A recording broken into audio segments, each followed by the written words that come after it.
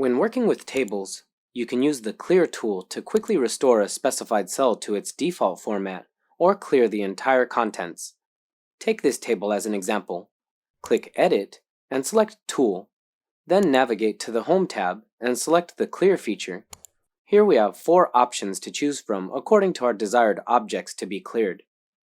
1. Formats, which include all manually set cell formats, including fonts, colors, text effects, conditional formatting, and so on. 2. Contents. It only clears the contents of the cell, while the original format is preserved.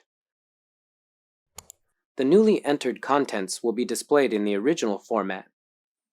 3. Comments. If you add a comment to a cell, use this feature to clear it.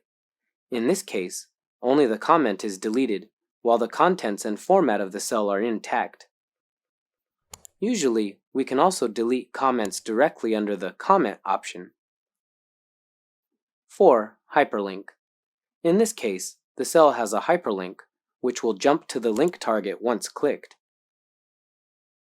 Click Hyperlink, and the hyperlink will be invalid. You can apply corresponding features as needed. Alternatively, you can select All to clear the format, contents, comment, and hyperlink in the cell.